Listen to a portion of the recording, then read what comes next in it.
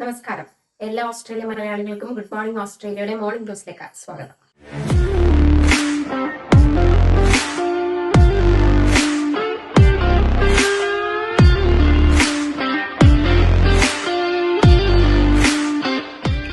എവിടെ വരുന്നുണ്ട് ഓൺലൈനിൽ നമ്മൾ സാധനം ഉണ്ട്. അത് പഞ്ചായത്തിനായാലും ബ്രാഞ്ചൊക്കെ ആണെങ്കിൽ രണ്ടോ മൂന്നോ ദിവസം സംഗതി എത്തിയിരുന്നു. ഇപ്പം വിക്ടോറിയയിലെ എല്ലാ കടയിലും ഞങ്ങൾക്ക് കൊടുക്കാൻ പറ്റുന്നുണ്ട്. നിങ്ങൾ എല്ലാവരും മേടിക്കണം. പശ്ചിമേഷ്യയിൽ തുടരുന്ന യുദ്ധ സാഹചര്യത്തിൽ അമേരിക്കൻ ഭരണകൂടത്തിന്റെ നിലപാടുകളിൽ വ്യക്തത തേടി പ്രധാനമന്ത്രി ആന്റണി ആൽബനീസി. മേഖലയിൽ സമാധാന ശ്രമങ്ങളിലും യുദ്ധം ലഘൂകരിക്കുന്നതിനും അമേരിക്ക സ്വീകരിക്കുന്ന കൃത്യമായ ലക്ഷ്യങ്ങൾ എന്താണെന്നത് അറിയാൻ ലോകരാജ്യങ്ങൾക്ക് താൽപര്യമുണ്ടെന്നും അദ്ദേഹം വ്യക്തമാക്കി.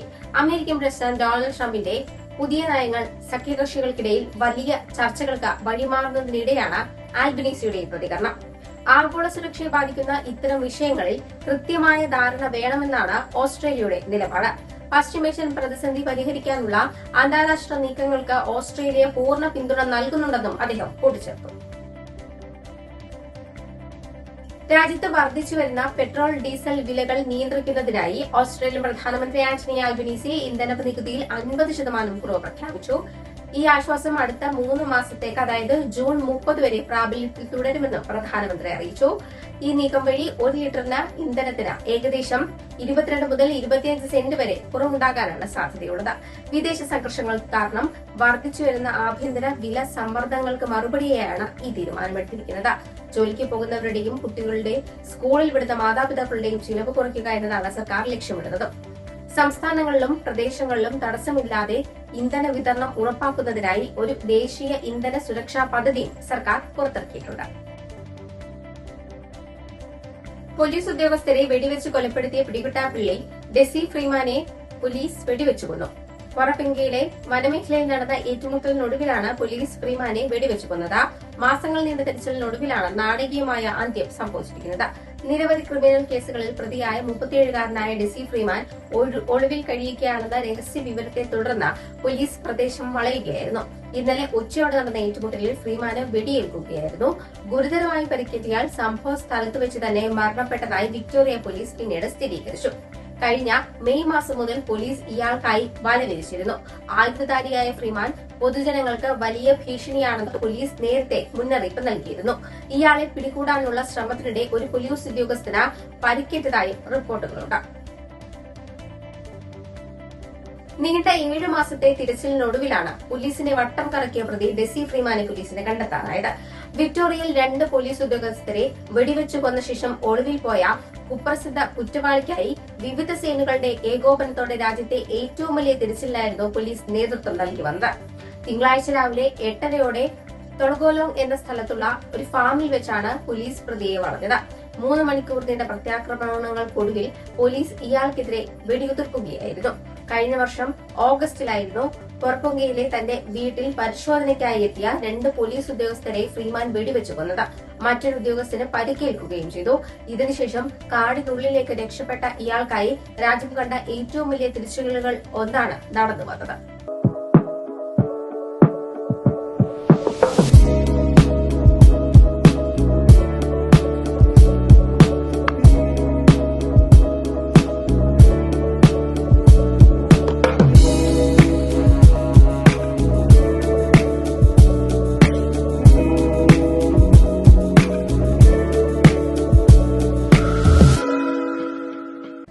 വെസ്റ്റേൺ സിഡ്നിയിലെ ഗിരാവീനിലുണ്ടായ അക്രമാസക്തമായ സംഘർഷത്തിൽ 3 പേർക്ക് കുത്തേറ്റു. ഇന്നലെ ഉച്ചയോടെയാണ് സംഭവമുണ്ടായത്.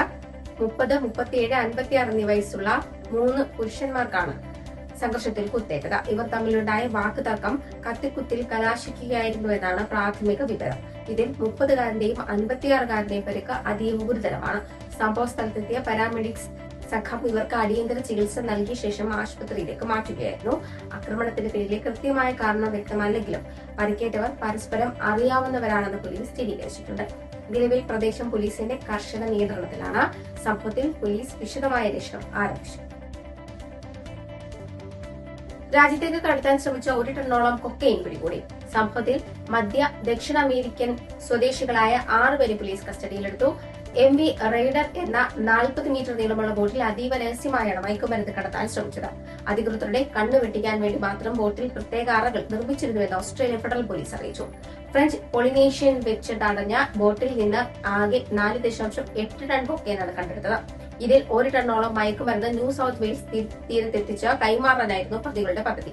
ഓസ്ട്രേലിയൻ തീരത്ത് നിന്നും 180 നോട്ടിക്കൽ മൈൽ അകലെ വെച്ച പോലീസ് സംഘം ഇവരെ തടയുകയായിരുന്നു. ഇന്ത്യൻ പ്രീമിയർ ലീഗ് ടീമുകളും ക്രിക്കറ്റ് ഓസ്ട്രേലിയയും തമ്മിലുള്ള ബന്ധത്തെ കൂടുതൽ സങ്കീർണമാക്കി ഓസ്ട്രേലിയൻ ബോർഡിന്റെ പുതിയ തീരുമാനം.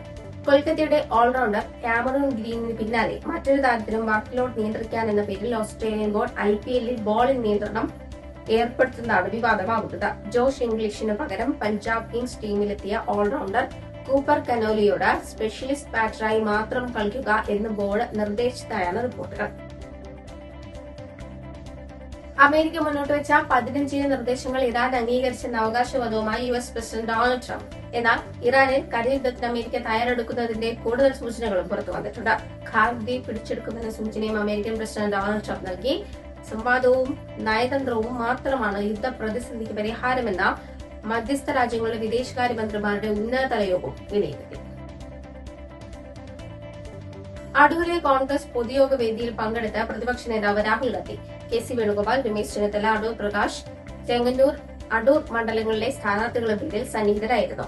കൊടും ചൂടിലും തന്നെ കാണാൻ വന്ന പ്രവർത്തകരോട് രാഹുൽ ഗാന്ധി നന്ദി അറിയിച്ചു. BJP പിന്തുണയോടെ പ്രവർത്തിക്കുന്ന ഇടതുമുന്നണിയോടാണ് UDFന്റെ തിരഞ്ഞെടുപ്പ് പോരാട്ടമെന്ന് രാഹുൽ ഗാന്ധി പറഞ്ഞു. ഒരു ഭാഗത്ത് UDFും മറുഭാഗത്ത് LDFും BJPയും.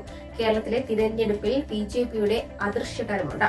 BJP കേരളത്തിൽ UDF വരാൻ ആഗ്രഹിക്കുന്നില്ലെന്നും രാഹുൽ ഗാന്ധി വ്യക്തമാക്കി.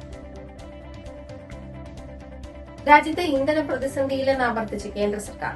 പെട്രോൾ, ഡീസൽ, LPG, PNG എന്നിവ ആവശ്യത്തിന് സ്റ്റോക്കുകൾ ഉണ്ടെന്നും പെട്രോളിയം പ്രകൃതിവാതക മന്ത്രാലയം വ്യക്തമാക്കി. അനാവശ്യ പരിഭ്രാന്തി മൂലമാണ് പമ്പുകളിൽ തിരക്കുകൾ ഉണ്ടാകുന്നത്. കരിഞ്ചന്തയിൽ LPG വിൽപ്പനയ്ക്കെതിരെ ശക്തമായ നടപടിയെടുത്തിട്ടുണ്ട്. എന്നാൽ യൂറിയ ഉൽപാദനത്തെ പശ്ചിമേഷ്യൻ സംഘർഷം ബാധിച്ചുവെന്ന് കെമിക്കൽസ് ആൻഡ് ഫെർട്ടിലൈസേഴ്സ് മന്ത്രാലയം അറിയിച്ചു. ഇതോടെ ഇന്നത്തെ വാർത്തകൾ അവസാനിക്കുന്നു. നന്ദി, നമസ്കാരം.